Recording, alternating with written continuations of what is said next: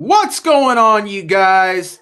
It's me, your boy Bleed, and I got my man Al Mack, and this is the recap UFC Fight Island 8.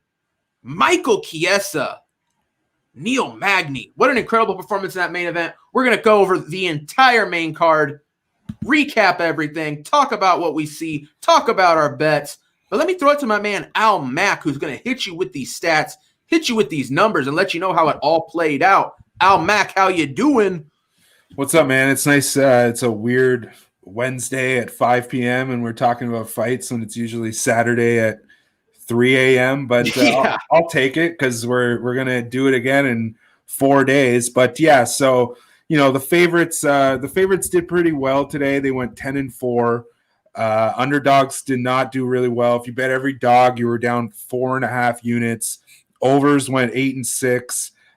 Fight goes the distance went 8-6. And then the fight goes the distance prop over this card and last card has now gone 15-9 for plus 7.2 units to start 2021.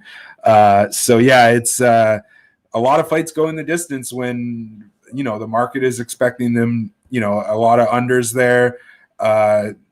It's going the other way with a lot of these fights, and even with like the Holloway fight, even with this fight, the main event on this card. The market pretty priced out pretty evenly. So there's a lot of value on these fights going the distance. And that's something that we'll continue to follow. So yeah, let's get into the first fight on this massive UFC Fight Island 8 card. No doubt. Well, I tell you what, the prelims ran so long that we ended up getting a fight bumped up to the main card. Omari Akhmedov submits Tom Breeze 1 minute 41 seconds into the second round. Oh boy, Al, I really love this one, man. I was on Omari Akhmedov. I bet him as the underdog. He gets it done. I felt like, man, Tom Breeze should not have been the favorite here. I think Omari Akhmedov should have been the favorite. We had a lot of data. I mean, you look at the resumes of these guys, night and day. I think Tom Breeze, we had a lot of recency bias. Went out there, looked really good against KB Buhler. Threw out a jab, knocked the dude down, and finishes him quickly. But, dude, there's levels to this game. KB Buhler to Omari Akhmedov's just such a tremendous gap in abilities, styles, stuff like that. So, I felt like it was worth a shot. I was worried about the gas tank of Omari Akhmedov if the fight went, in an extended, second half of the second round, third round, stuff like that. Sure enough, Omari, man, he's got enough in him. The takedowns are there. His takedowns are just incredible. This guy averages about 50% on his takedowns. Just a great number. A Dagestani, a Russian. We know that Tom Breeze in previous fights just, he's kind of folded. He's kind of accepted the ground position. He's been getting in quite a bit of grappling competitions outside the UFC. I think he's working on this area of his game. I thought we were going to see it improve. I think we did see it improve, just not enough, man. This was interesting, dude. I think we saw Tom Breeze quit in this fight, which we've seen Tom Breeze quit in some fights in some spots where he's on bottom taking some shots. The ref multiple times lifted his arm to see if it was limp, to see if he was still there. It looked like he wasn't there. It looked like he was trying to tell the ref, I'm done, I'm out. The ref didn't buy it. Eventually makes Tom Breeze tap. Yeah, weird ending, man. I kind of have some question marks there, but Omari Akhmedov, one of the few dogs that cashes on the night. I was lucky enough to have him. Very happy to kick off the main card that way. How'd you do? What'd you think of this one, Al? Yeah, I think you got it just right. I think they even mentioned it on the broadcast that it was Breeze might have been looking for a way out there. So Akhmedov cashes at 12-1 to win by submission, plus 540 to win inside the distance. This is one of those ones where I had Breeze, and my numbers pointed to Breeze, but my eye test, which I don't trust, had Akhmedov. Sometimes the numbers are wrong. Sometimes the eye test will put you in the right direction. This is one of those ones with middleweights. It's tough. It's a weird fight. It was just the way that Breeze was being talked up in the build up to this. Just listening to all the handicappers compared to what you saw, it just wasn't there. But this is one of those fights where the under was had value plus 130, and unders continue to cash. So considering that the other middleweight fight went over, so the unders are now 29-20 since January of 2020. So and that's plus about 10 units profit. So the unders, there's value there. And I don't really know why. I think because we see a lot of wrestling with middleweights, not a lot of high level strikers until you get to the top rank of the middleweight division. So I think there's a lot of value on the unders because these guys who are known as wrestlers are able to get finishes a lot easier than the market expects. So I'll continue to look at that, the unders in middleweight. Sure. Yeah, man. It was a fight that wasn't supposed to be on the main card. Where do these guys go from here? Omari Akhmedov, he lost to Chris Weidman last time out. So it's like, we know this guy's ceiling. We know there's gas tank issues. We know you get him to the third round and, the fight's just in the air. Anybody can take it, right? He's been knocked out a few times late. I don't know where the ceiling is for Omari Akhmedov. And, I think he's a guy that I've been riding. I've made money on this guy, long term, right? But he's also that guy that I think in the right matchup, you still look to fade. I just didn't see that being this matchup, man. Tom Breeze, a guy that, we've seen quit. We've seen get in bad spots. And I like to use the term, Tom Breeze is very good at being the hammer. He's not so good at being the nail. We saw that tonight. This was almost a live bet trap, when Omari didn't finish him in that first round, really pouring it on him. It almost looked like Breeze was going to have that cardio and finish that the end of the first round, on Omari's back. You kind of got caught with your pants down if you hit this live bet, probably thinking you had a pretty solid spot. I almost pondered it. You know what I mean? Stuck to my guns, though. Let the money ride on Omari. Sure enough, gets in there. Tom Breeze, I hate to say it, man, but the guy's a little bit of a quitter. Head arm choke. Omari gets it. Like I said, funky situation. Omari gets the tap. It is what it is. Omari Akhmedov moves on. And I hate to say it, man, Tom Breeze, he's just such a tough guy to get a read on. I don't know what situation we see Tom Breeze in the future where you can confidently bet this guy. It's just that simple. A Tom Breeze bet is sketch city, sweat city, all the way through. And I just can't back him, at all. And luckily, my philosophy came through on this one, hit the underdog bet, and started off the main card fairly strong. So do you have anything else you want to add to this before we move on? I was just going to say, I feel like, this Omari Akhmedov, way better than the one that we saw fight Chris Weidman. That was one of my takeaways from this fight. What did you think? I thought he looked good, man. I'll put it like this. He went out there and did what he needed to do. Did not spend any time at distance striking with Tom Breeze. Went out there, shot the double, put him down, put in a lot of good work from the top position. At a certain point in the first round, it looked like Breeze was quitting, but then, right as it was getting to the point where you're like, the ref might need to stop this, would kind of show some life. But it's just too much, man. Too much pressure. Tom Breeze cracks. Omari Akhmedov gets the pretty impressive second round win there. So we're rolling along. Second fight of the main card, Lerone Murphy, unanimous decision win over Douglas Andrade. Lerone Murphy, undefeated fighter, a guy that was coming into this 9-0-1, has a draw on the record, but, still has never tasted defeat. I let this one go right by me. This was a total pass for me because I felt like the line A was just too wide on Lerone Murphy. I didn't see any value there. And Douglas Andrade is a very dangerous, tough out for anybody. And I kind of had a sketchy feeling about this. I felt like Lerone Murphy could have been one of these heavy favorites that we see, come up short, So I let this one blow by me. It did play out fair. You know what? I feel like Andrade had moments of success, but all in all, Lerone Murphy, a pretty dominant win. Ate some shots, took some damage he probably didn't need to, but man, he showed us, he's very well-rounded, a very good fighter, a very dangerous guy, and at this point, one of the hottest prospects in the division, and, right up there, I'm going to say with Leon Edwards as one of the most highly touted prospects we've got coming out of England today. A lot to like with Lerone Murphy, man. I felt like this was a very good test to gauge where Lerone Murphy stands today. And I got to say, man, he passed the test. The chin is there. The wrestling skills that we saw Zubaira Tukhugov in his debut, that weren't there, the takedown defense that wasn't there.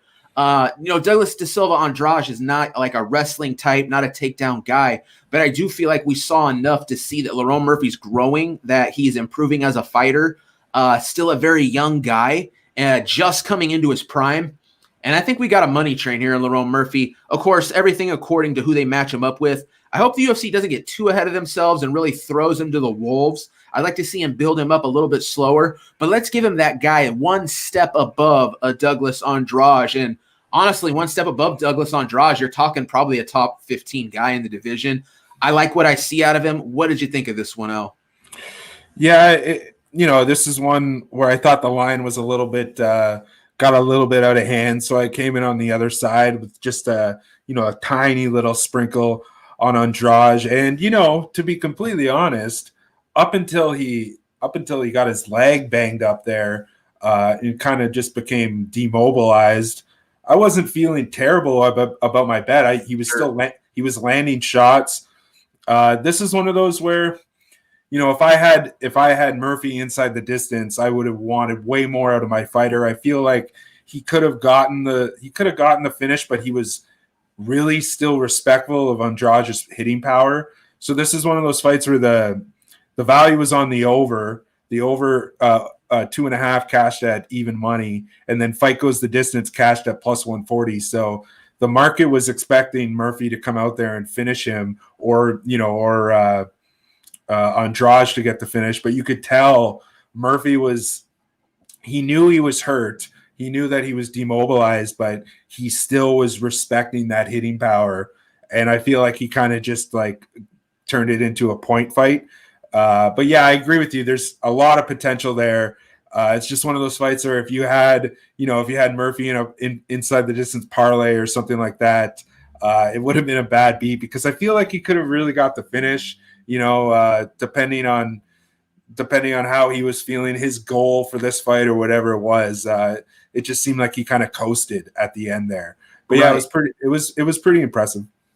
Yeah, and listen, I think you're right, man. The calf kicks from Lerone Murphy, like at a certain point, and honestly, a guy not as tough as an Andrade, that fight probably could have been finished. He was really kicking the legs out.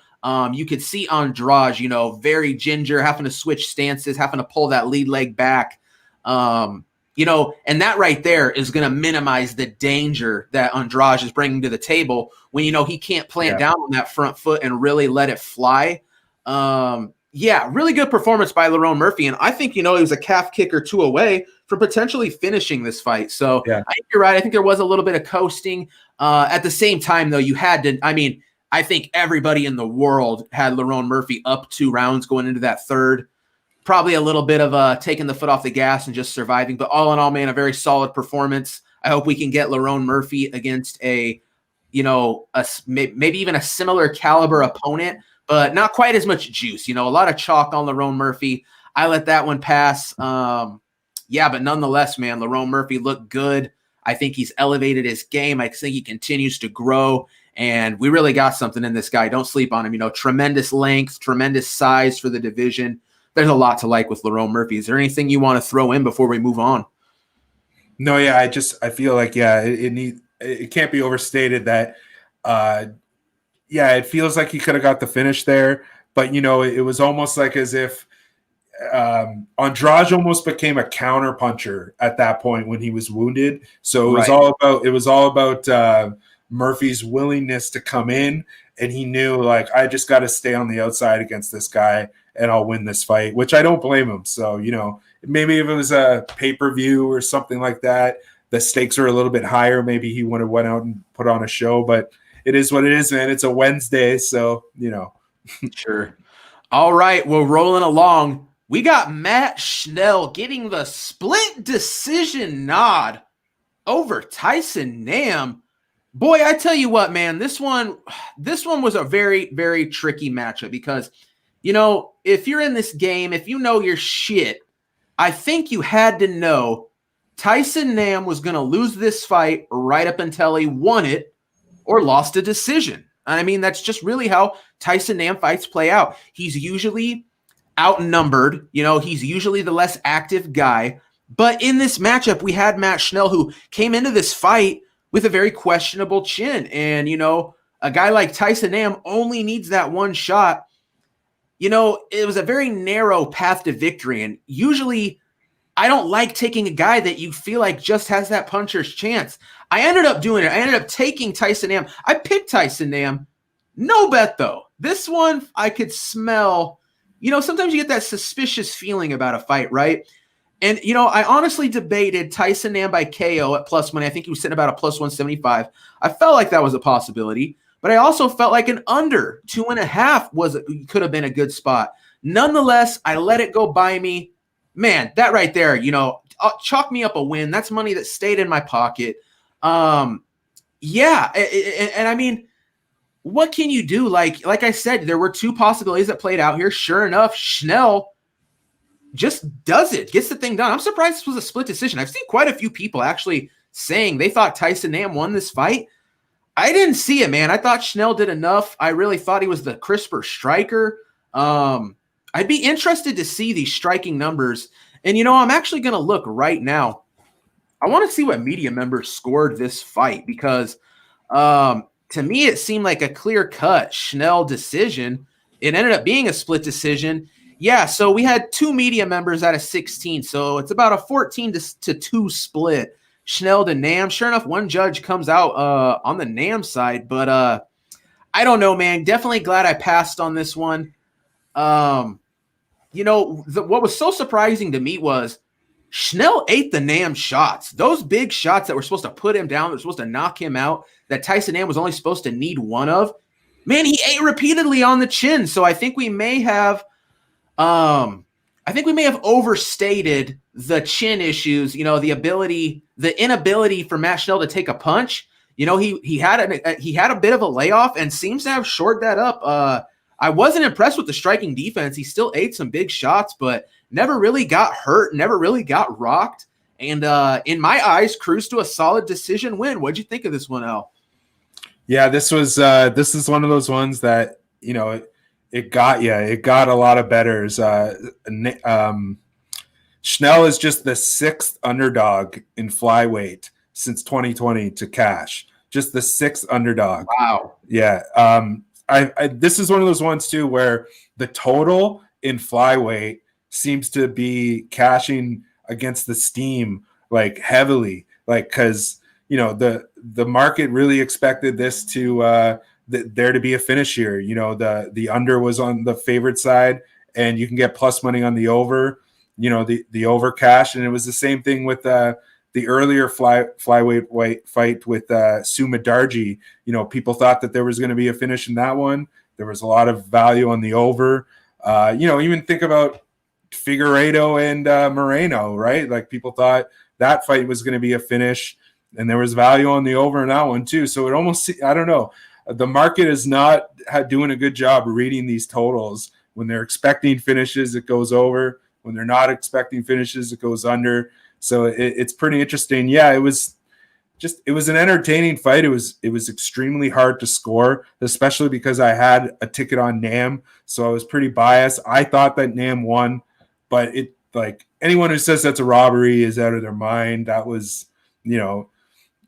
clear. Yeah, like you said, very narrow path to victory, but he got right in there, and it was pretty entertaining. I liked watching this fight just as a fan. As a bettor, I did cash on the over though. The over cashed at plus 120 over 2.5 rounds. So that was the one high point for me in this one. Sure. Yeah, man. Evaluating where these fighters go from here, man. I still, I just don't know about Matt Schnell.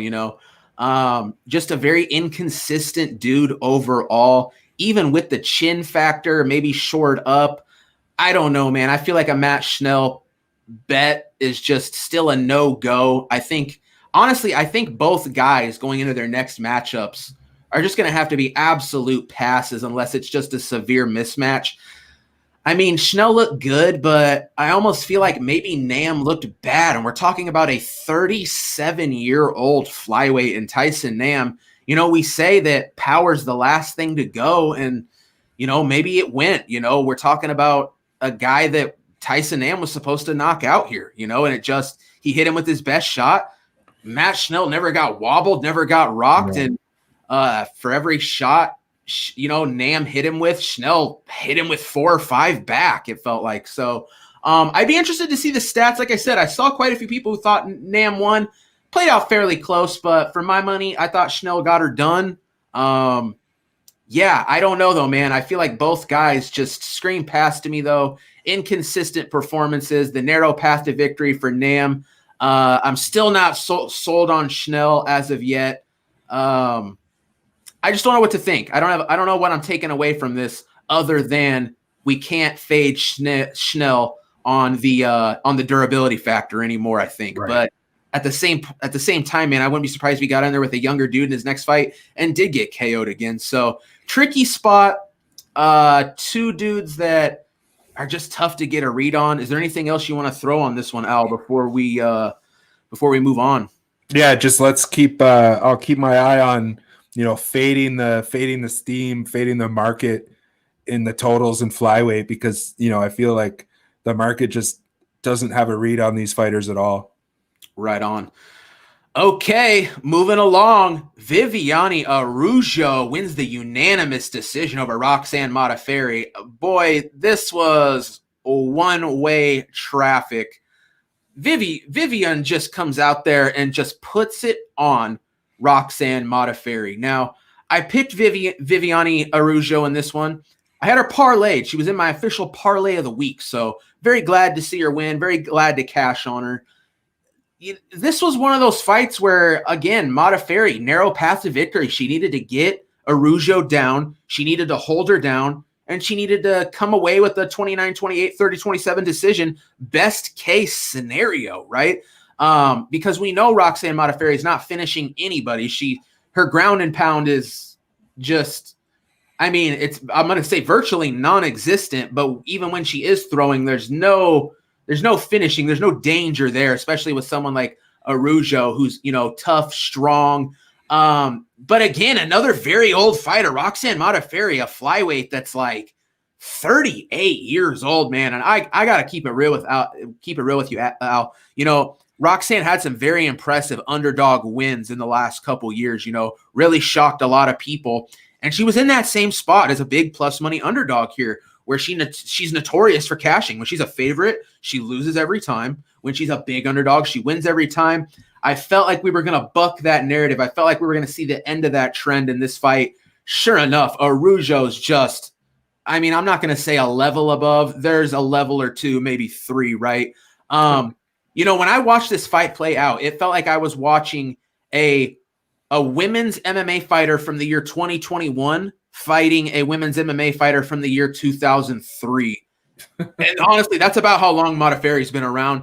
She's not, I'm not even going to say from the last era. She's from a couple eras ago. Like, look into this chick's record. She's been around forever. I think it's the end of the line, man. I would honestly probably like to see her retire.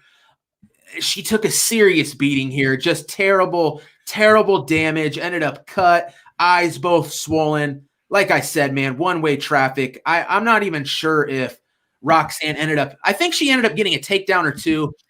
Araújo is back to her feet easily. Araújo just the stronger fighter. Even Araújo ended up winning some of the grappling exchanges, and that's just not how it was supposed to play out. You know, for Modafferi to have a chance in this fight, she needed to win every grappling exchange, repeatedly get this fight to the mat, hold Araújo down. Araújo just came in there, man, put a real whooping on Modafferi, took virtually no damage, set up for a quick turnaround. This was a great matchup for Araújo. Very glad I had her parlayed up and cashed out, and couldn't be happier, man. A very solid performance from Araújo, coming off that very disappointing loss to Jessica Ai. A good bounce back fight, but a fight that just screamed Araújo to me. She went out there, handled her business, looked good. What'd you think, Al? I didn't think it was as bad as a performance from Roxanne. Like, of course, she did get beaten to a pulp, but there was some points in that third round where Vivian was kind of starting to fade gas tank wise, and Roxy was still there, although, you know, the fight was gone by that point. But I feel like they're gonna keep her around, man. They're gonna keep Roxanne Modafferi around for as long as she wants to keep fighting. She's just a human punching bag that gets paid a decent amount of money to get beat up by these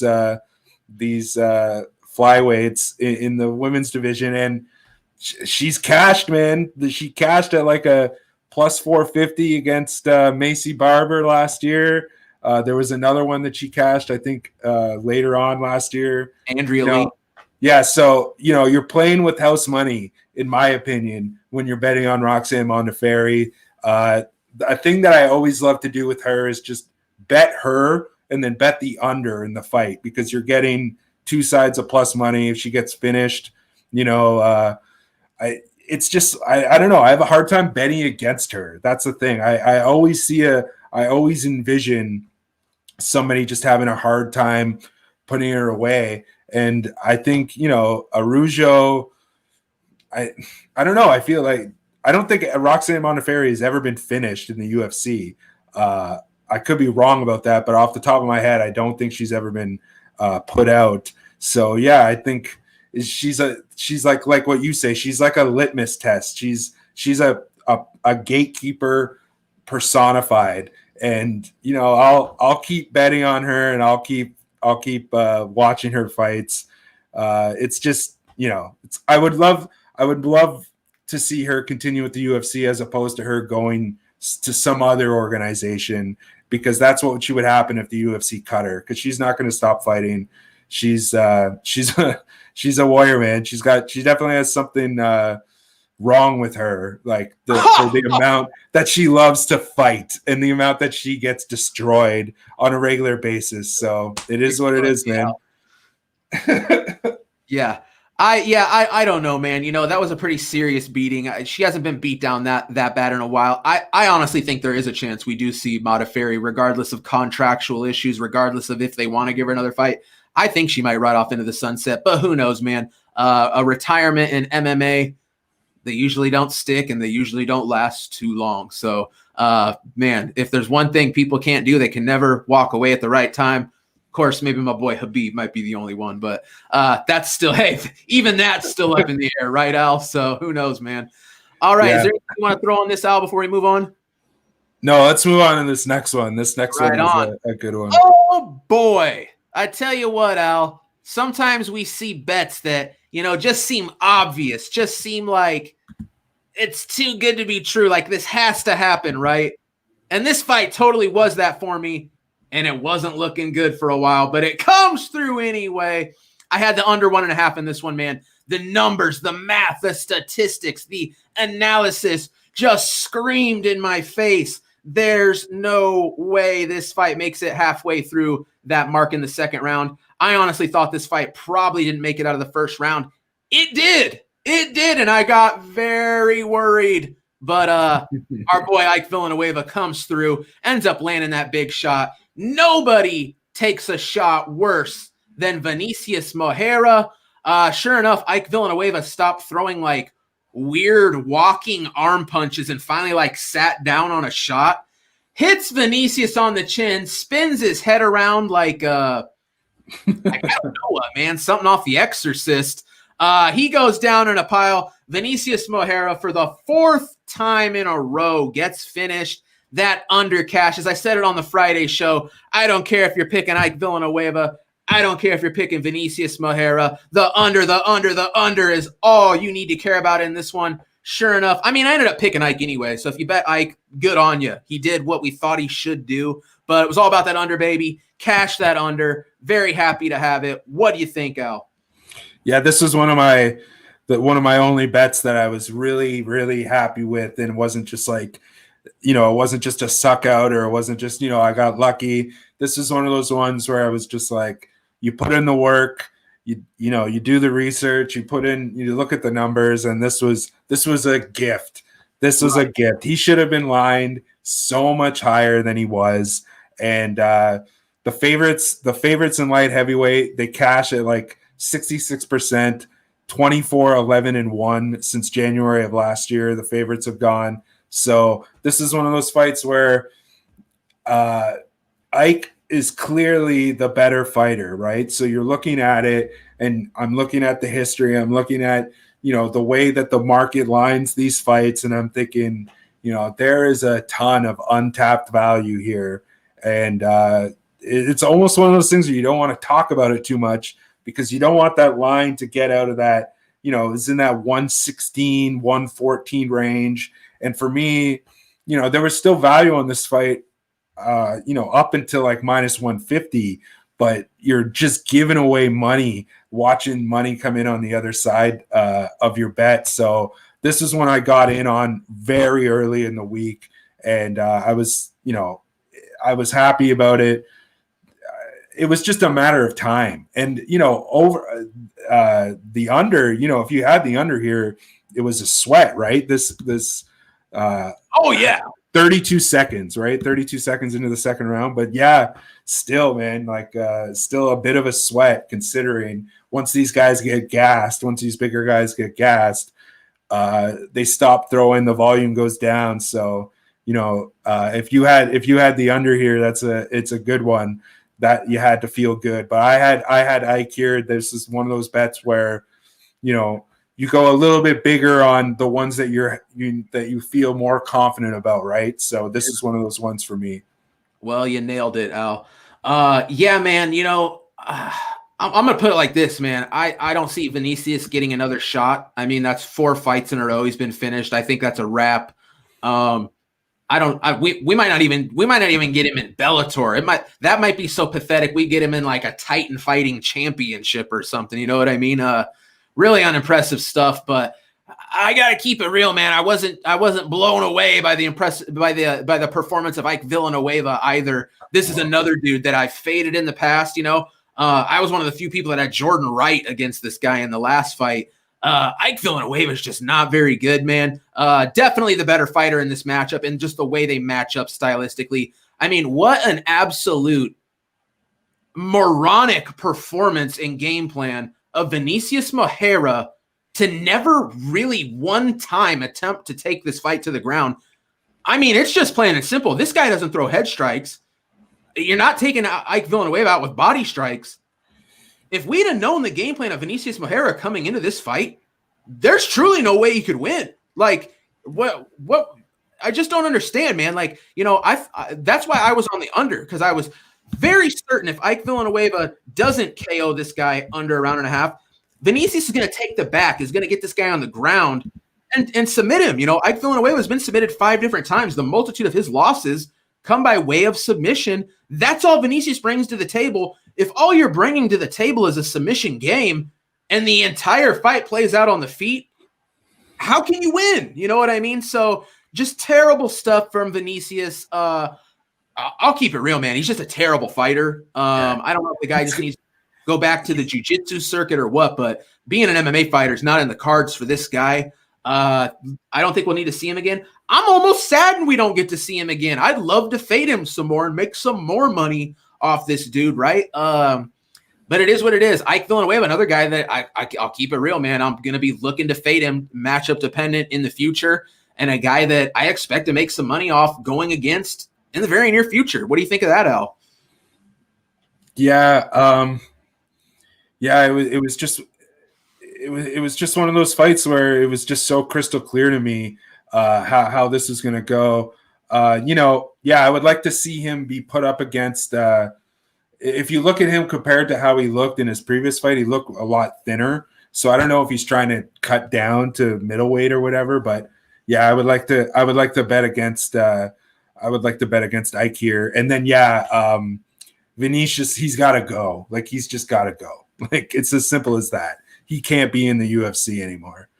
Yeah, I mean, we can't. I mean, don't get me wrong. We need bodies. We need people in there, but that's he doesn't even live up to that. You know what I mean? Like it's very rough. So Ike Villanueva, who do we give him next? I'm not really sure. Vinicius, I don't even think we need to worry about it. So we'll see him at best in your local Bellator. So moving along, we are up to the co-main event. And oh my goodness, this week's darling, the belle of the ball, the guy that opened up as a pick'em, Mounir Lazzez, goes out there and gives us perhaps one of the most pathetic performances I've ever seen. I can't remember the last time a guy got steamed to such an extreme and then came out and gave such a bum performance. And it really, to me, it's baffling to go out there in your UFC debut, eat everything from a guy as deadly as an Abdul Razak Al Hassan, take that on the chin, have no problem, turn it up, do what he does, and then fight a guy who stylistically, is a little more dangerous in like the submission game. The dude just goes out there, shells up, gets held up against the cage. Warlley Alves spams body kicks. I don't know if it's a rib shot, a liver shot, what the deal is. It was a quit job from Mounir Lazzez, okay? He ate hard shots, goes down, turtles up, eats shots, and basically just shows the ref, hey, do me a favor and get this guy off me. I'm done. Unbelievable. And I got to tell you, Al, I was duped. I had Mounir Lazzez. Mounir Lazzez was the only guy I had left on my sprinkle Hail Mary parlay, and he blows it.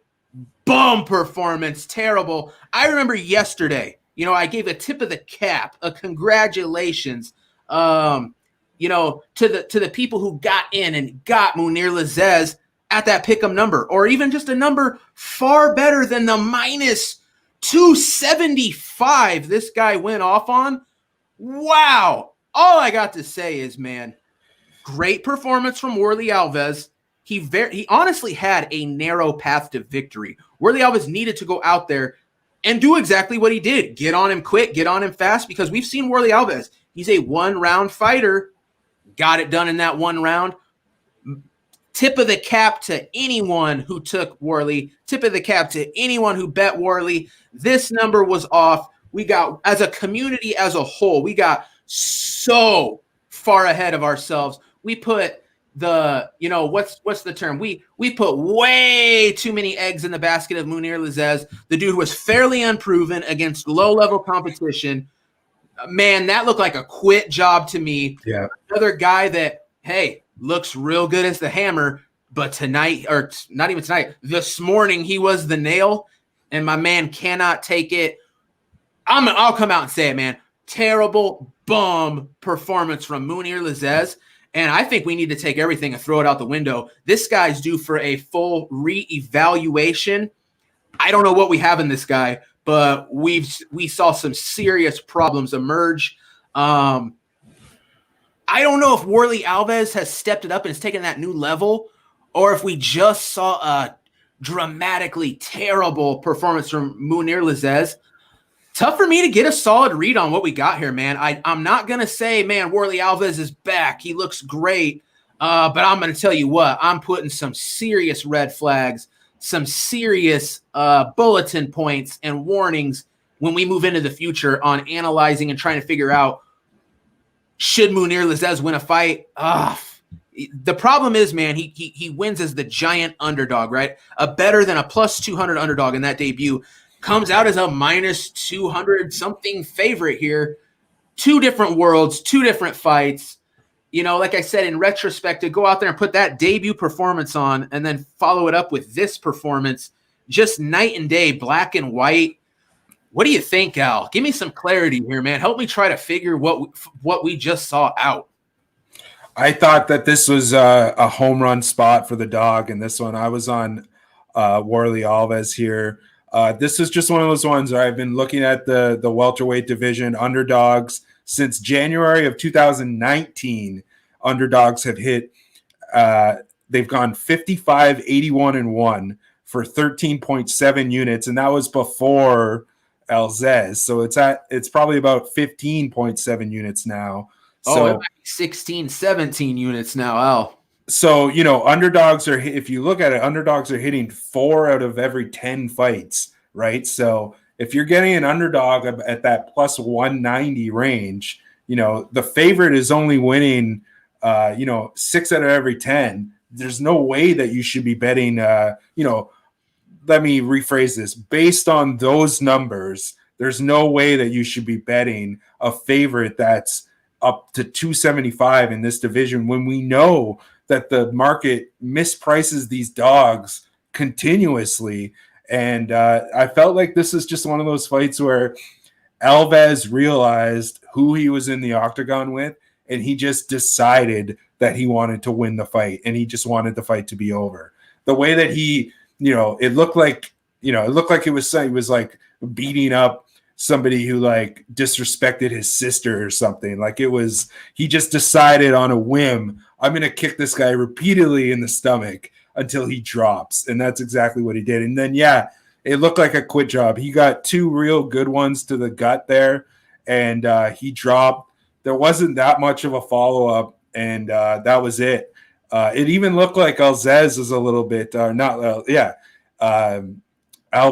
It looked like Warley Alves was a little bit surprised how easy it was, to get the stoppage there. It was, I don't know. It was one of those ones where I was looking at it, and as the week went on, I was thinking I'm going to be on Alves here, and I just waited and waited and waited.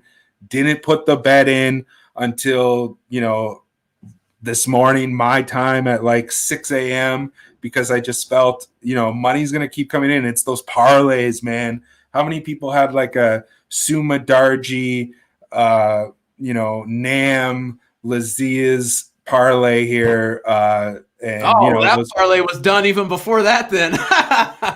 But yeah, no, Al, you're right, man. And you timed it out perfectly, dude. I think, Munir, like I said, this opened up a week and a half ago, 2 weeks ago as an absolute pick'em. I mean, the books aren't stupid, right? What I saw, man, from the community was everybody and their mom saying, oh, you got to jump on Munir now, which, don't get me wrong, that's great to beat the line movement, right? And it's always it's great to get your guy at the better number than where it goes off at. So, good strategy, good, good philosophy from a betting standpoint, right? But an L's an L, you know what I mean? We just got way too ahead of ourselves here. Unfortunate, man. I got duped. So, I got egg on my face. I felt like Laziz should win this fight. I felt like there was just such a high level of confidence from a lot of my peers. I thought Laziz was going to win. I knew Alves was a dangerous guy, but Alves comes out there, looks great. We got to give mad props to Alves. There was a game plan for him to win, and he just went out there and, just nailed it fully every step of the way. You're right, Al. There was a certain level of aggressiveness, almost a recklessness. It wasn't like we saw a guy being meticulously picked apart. We just saw another guy just ripping into another dude, and the other guy just couldn't take it. You know what I mean? So comes down to that perfectly executed game plan. Props to my man Warley Alves. Props to UL. Props to anybody who manned up and took that bet. Wow, great value. Just a value play of dreams. It's what dreams are made of when it comes to that value spot. Wish I could have got in on it. Nonetheless, take it on the chin and move on. Is there anything you want to say about this one, Al, before we talk about the main event? Yeah, it was just to reiterate, it was like Alves kicked him, realized how much he was able to hurt him, and then was like, I'm just going to keep, this is my path. And he just honed in and realized, this guy is soft, and, took advantage of it right away. To me, Al, it's like if you've ever played one of the UFC video games, it's like you get matched up with somebody, you go, oh, this guy doesn't block to the body. Let me just spam body shots. Yeah. How often do we see a fight end where a guy is up against the cage, the other guy goes, body kick, body kick.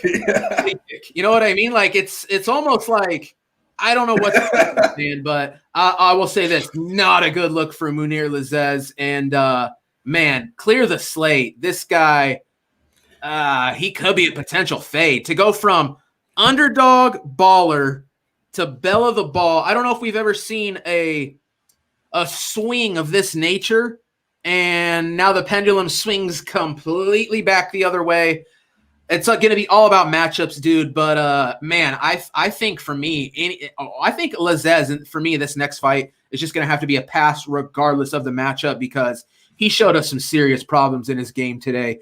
And Warlley Alves, I still feel like he's the same guy. If it's not an early finish, you've got to worry about Warlley. So I don't see him, emerging as a new world beater. I don't see him getting a title shot. I don't see him beating, the top 10 guys of the world, but a good performance nonetheless. And congrats to the people who backed the undeserved big time dog in Warlley Alves. Great performance. So that takes us up to the main event. And my goodness, Al, this one just didn't get it done for me either. A very tough fight to predict, dude. A fight that all week I'm back and forth on. Monday I'm thinking Magny. Tuesday I'm thinking Chiesa. Then I'm back on Magny. Then I'm thinking Chiesa's got a good shot. Sure enough, by the time we come around, to Friday, I'm on Magny. I should have known better, just in the fact that I was so on and off. I could see a path to victory for both guys. Should have been a total pass, which I got to tell you, Al, I hate passing on main events, man. I love betting main events, and I usually do pretty well. Unfortunately, wasn't my night. Michael Chiesa goes out there. This fight played out early how I expected it to play out. I thought Chiesa was going to have early success. I thought Chiesa was going to find early takedowns. I thought we were going to see the momentum shift in this fight the later it got. Chiesa had never been to those 4th and 5th rounds. We know Magny's an output machine, a cardio machine. I knew Magny would still be there in that 4th or 5th round. Hey, man, we learned Michael Chiesa's got a gas tank. Michael Chiesa can go. It's like the commentator said, Chiesa was getting tired. But this guy, when you let him get his game off, which is grappling, which is being in the top position, he enters a flow state where he can be tired, but he just makes the right moves. He's a position over submission guy. Well-executed fight, man. Michael Chiesa as the underdog cashes.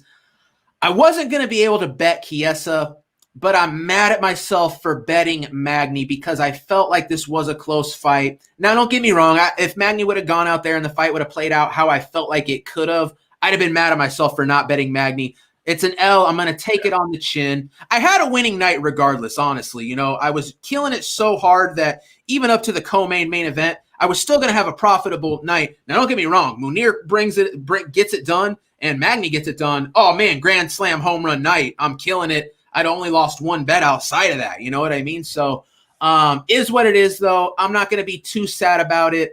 I still made money on the night. Don't get me wrong. I'm a greedy gambler, man. I wanted that Magny dub.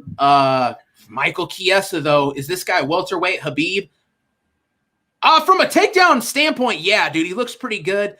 But there's no smash, right? The smash factor's not there. He's not a dangerous dude with ground and pound. Magny escaped quite a bit of those positions, got himself out, but Chiesa, the chain grappling, the chain wrestling, got back on him, took him down again. He's just the better wrestler. He's just the better grappler.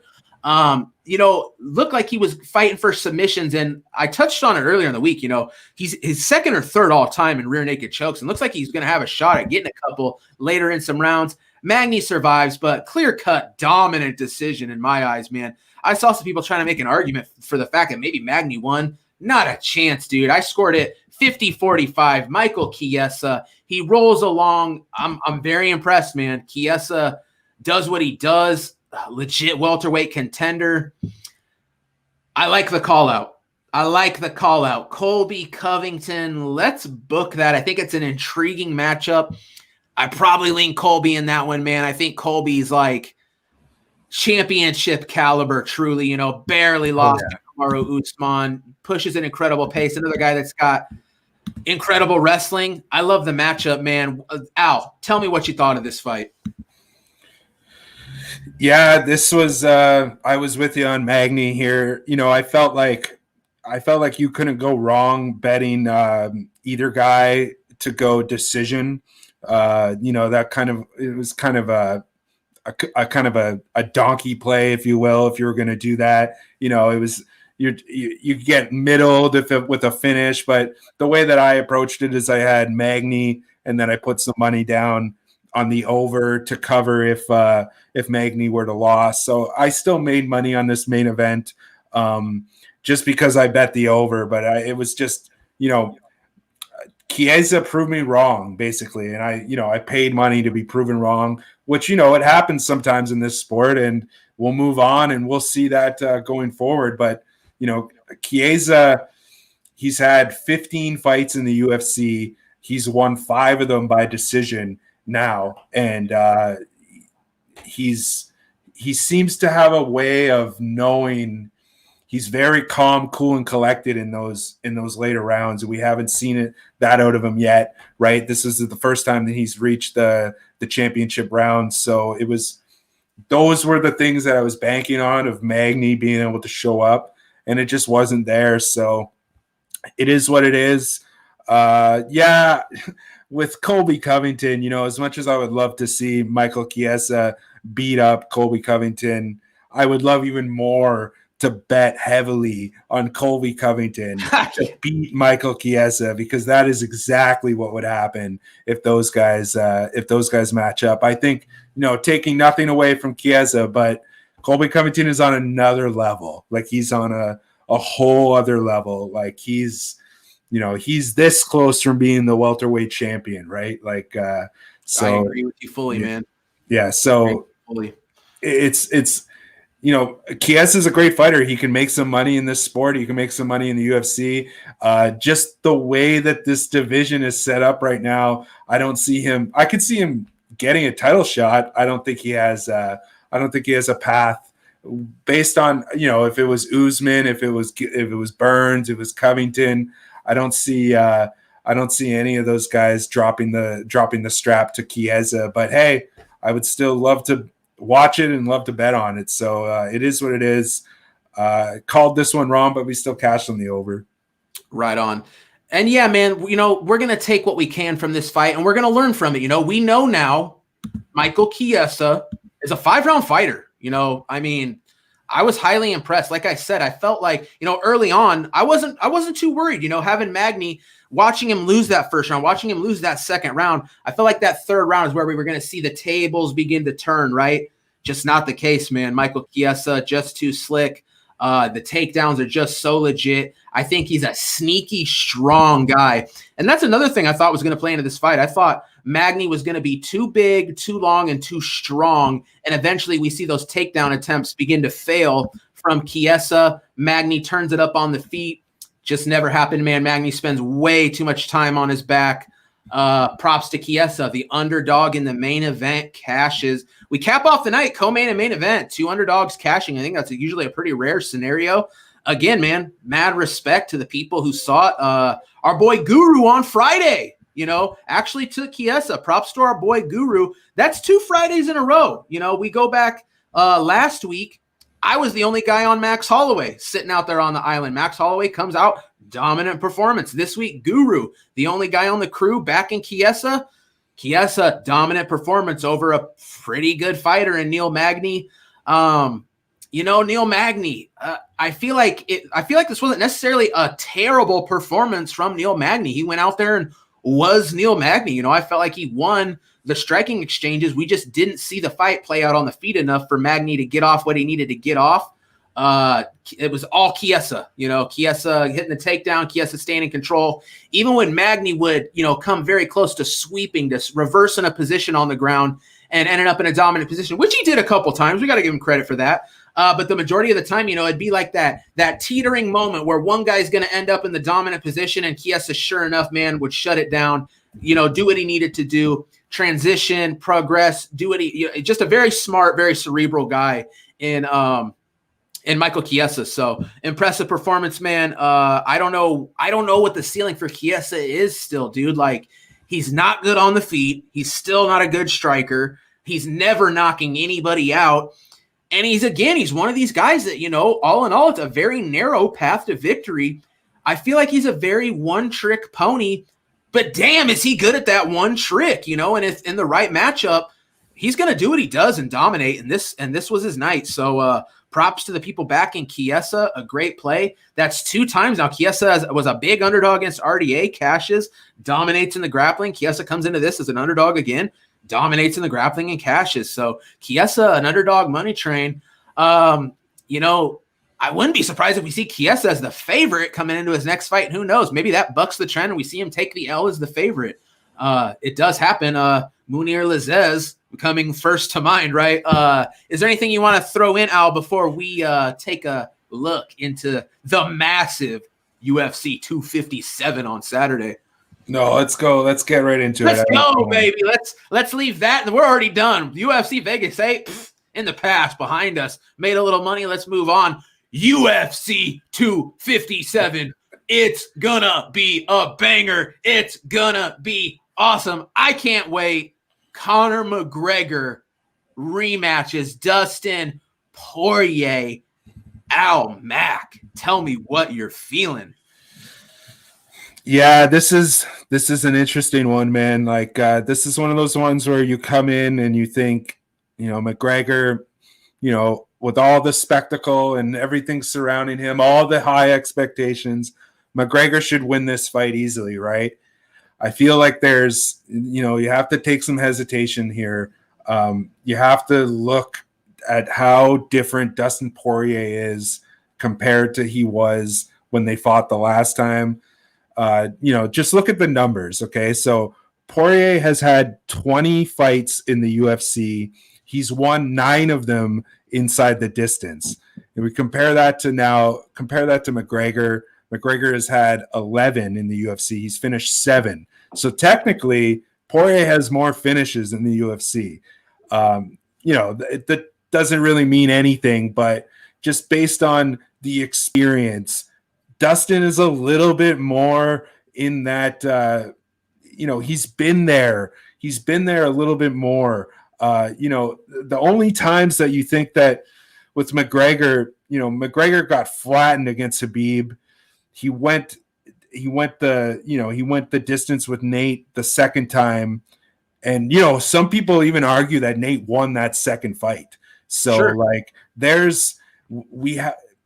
Conor's like, he's almost like Deontay Wilder in a sense that if he doesn't get the fight finished very quickly, it's up in the air. Who knows what's going to happen? You know, that's what everybody thought when he fought Floyd Mayweather, right? Everyone was like, Conor's going to go out there and he's going to flatten him in the first round. Obviously, that's not how that went. But, you know, it's all about, he has so many gaps in his showing, because then, you know, you look at how when he fought Cowboy, that's exactly what he did. He went out there and he knocked him out in 40 seconds. When he fought Aldo, he went out there and he knocked him out. Like, it feels like if Dustin can get past that first round, that this is anybody's fight. If Dustin can hold, you know, if he can hold him off, if he can get Conor, who hasn't fought since 2018, or no, sorry, he hasn't fought, you know, more than a round in the UFC since 2018, since he lost to Khabib, putting the Cowboy fight aside. You know, go back and look at Dustin Poirier versus Justin Gaethje, okay? If that Dustin Poirier is in this fight against Conor McGregor, he is so live. He is so live at plus 300. So I feel like the best way to approach this fight is, if you want to have some fun, if you want to take a shot, you know, I'm going to bet on Dustin. I'm going to wait until, you know, he gets up to that plus 290, plus 300 range, because I think he's going to get there. We saw with Cowboy, he got up to 3-1. You know, I could still see some buyback come in on Dustin. But yeah, I feel like bet Dustin, have some fun, bet Conor to win in the first round, which I think you could get at like plus 400, and bet the under 1.5 is at even money right now. But look, I think that if Conor doesn't knock him out in the first round, if the fight goes over 1.5 rounds, I think that this is Dustin Poirier's fight. His boxing, the thing about Conor is all about the precision strikes. His combinations, although they are deadly, they're not exactly overwhelming. Where Dustin, if Dustin gets one good shot, he can overwhelm you with his boxing, with his, you know, with his combinations. They're two different style of fighters, but I feel like I feel like Conor needs to just cold knock out Dustin, whereas Dustin could wear him out. Dustin could do similar to what Nate did, in that first fight. And I think Dustin's live here, man, and I'm super excited to hear what you think about this one. Woo, boy. This is a big time fight and a very important fight in how things play out in the UFC, right? This fight really dictates the direction that the lightweight division moves into the future. I mean, this is a fight that's so important. We're talking about whether the champion who currently sits with the belt is going to continue to fight or not. This fight's so important. Like, we're not just talking about, a couple fighters' futures being in the mix. This is going to be an absolutely huge turning point that will dictate the lightweight division for years to come. So I cannot stress how important of a fight this truly is. Here's how I see the fight playing out, Al.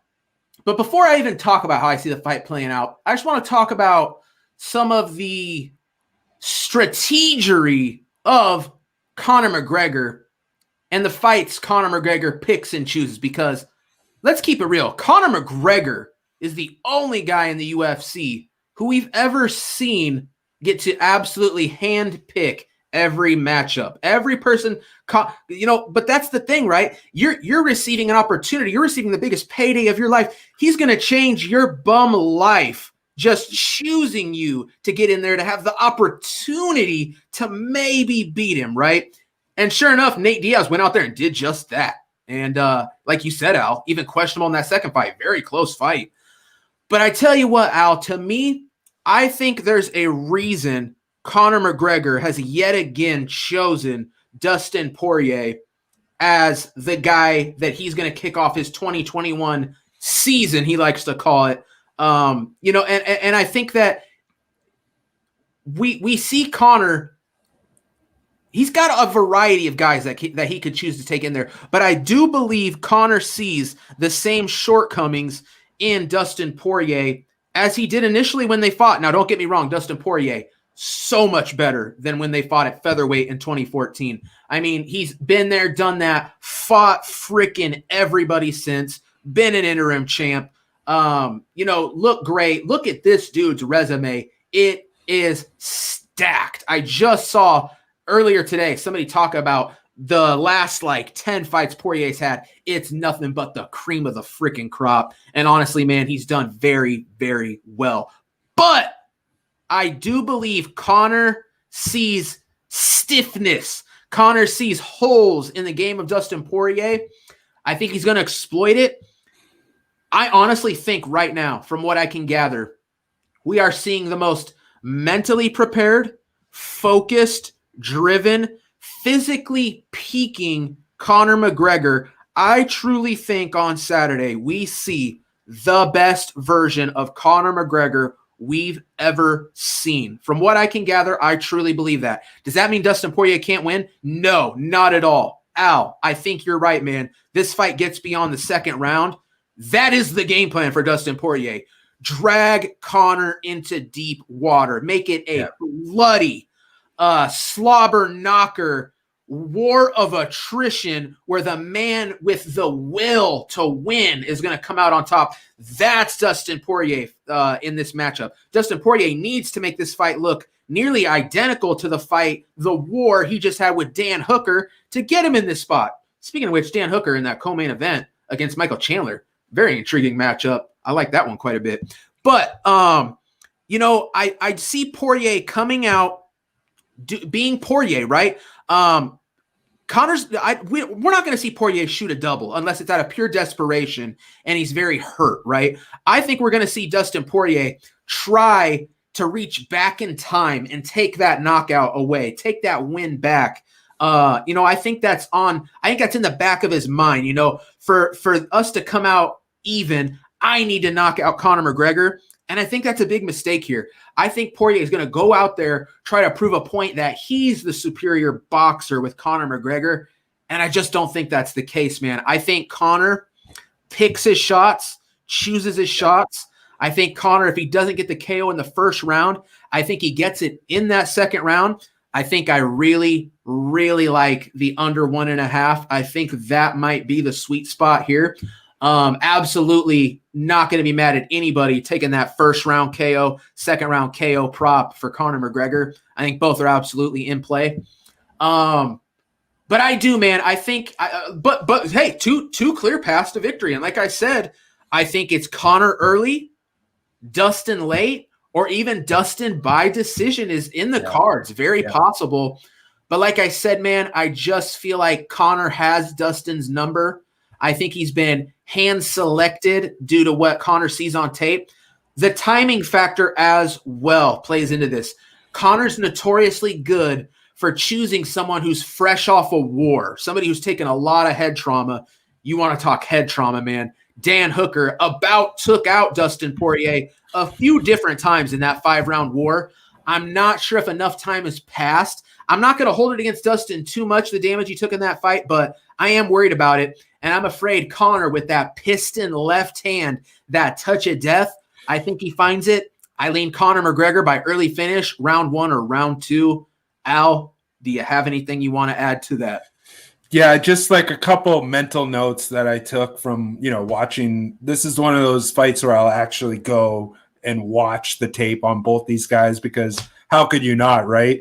And I feel like technically, and like I come from just a boxing background, so I don't really understand, the whole scope of MMA. But what I've seen from Conor is he has this tendency to turn his opponents into his punches, where he'll throw strikes that he's just throwing for them to intentionally evade.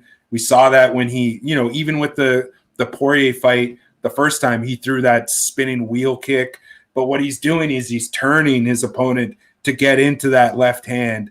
I feel like it's almost like a thing where that era is almost past, where like Dustin should be smart enough to know that Conor's going to try to turn him into his strikes. And I think that Dustin just has to go straight forward and not try to evade him. That when he throws those wheel kicks, he might have to go for a takedown or something like that.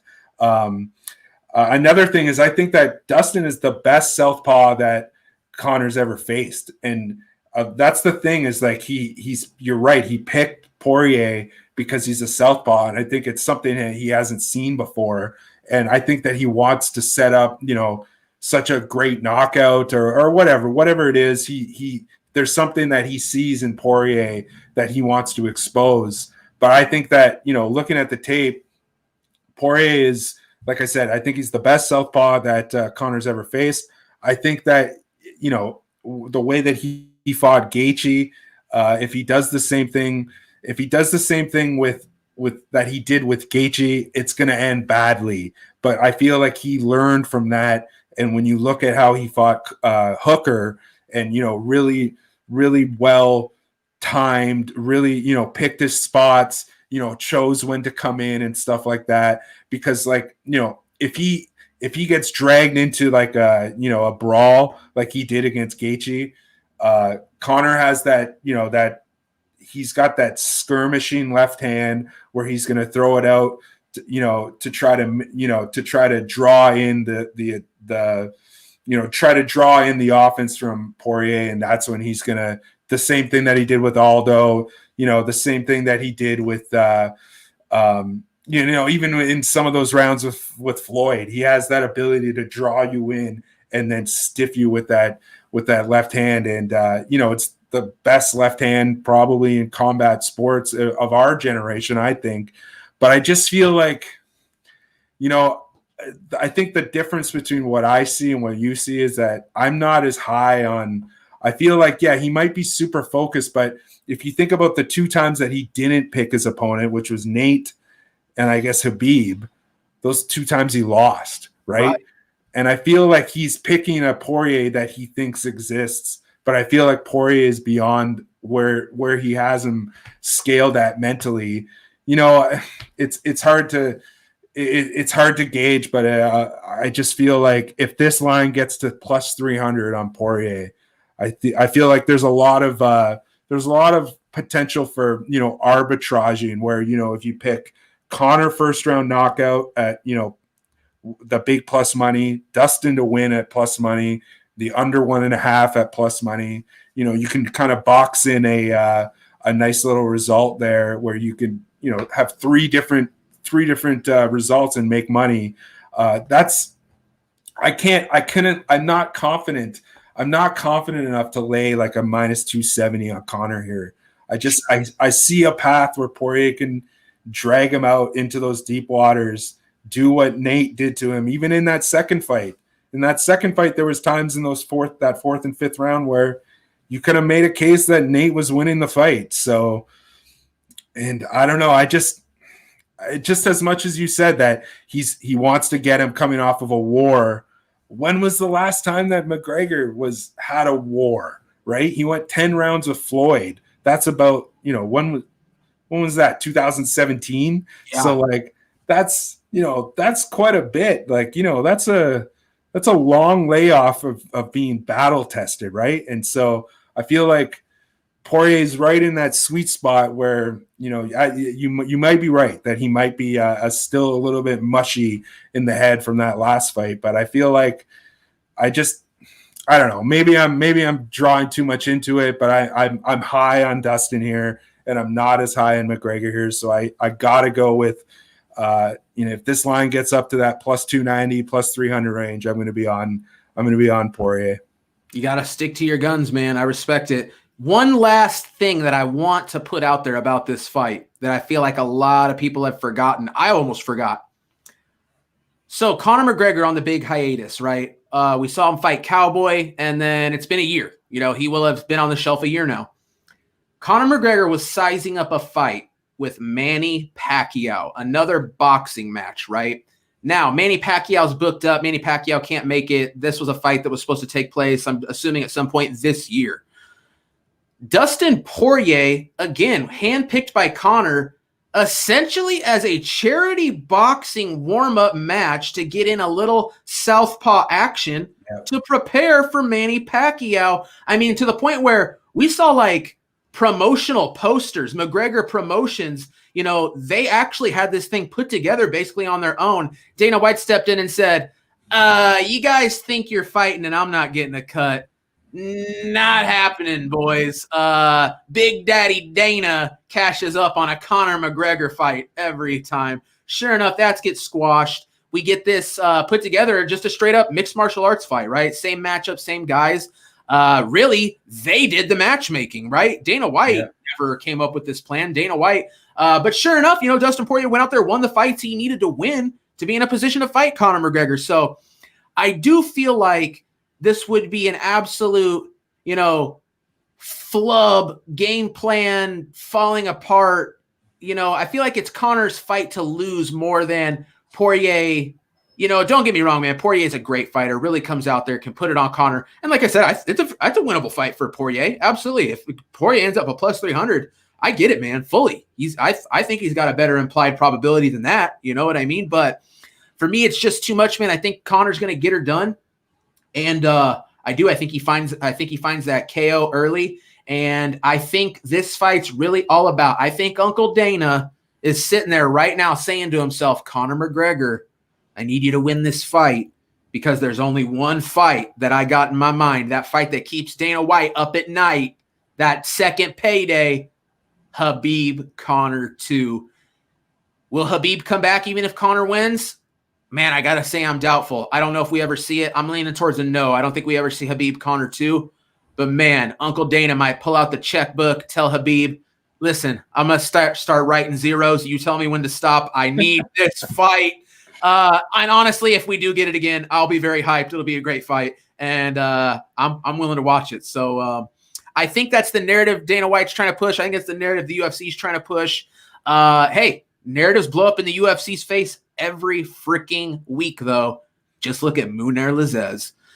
So I think that's a wrap, Al. We've gone pretty long today. We've given you guys a breakdown of this Saturday's card. We both are on opposite sides. May the better man win. I can't believe it.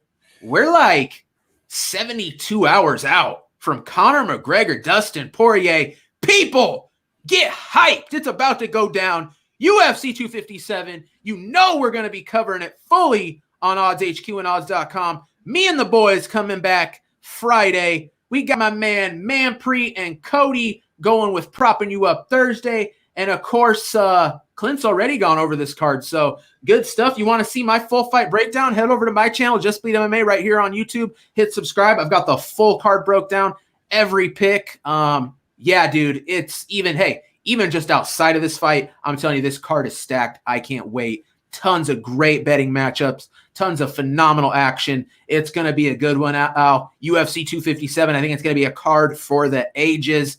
Al, can you take us home for the people? Yeah, I just think make sure to tune in on Saturday, late Saturday night, after all the chaos. Whatever happens, I guarantee you that our show on Saturday night will be a great one, because the chat's going to be fired up. There's going to be so many casuals. There's going to be so many people looking for results, looking to find out what happened. It's going to be a good one. It's good. Conor McGregor. Whenever Conor McGregor, comes to the forefront in this sport, it's like Christmas. So I'm extremely excited. Win or lose, it's going to be great for all of us. So yeah. We'll see you then, man. It's going to be a good one. Absolutely. For Al Mack, I'm Bleed. We're out of here. We'll see you guys Saturday night.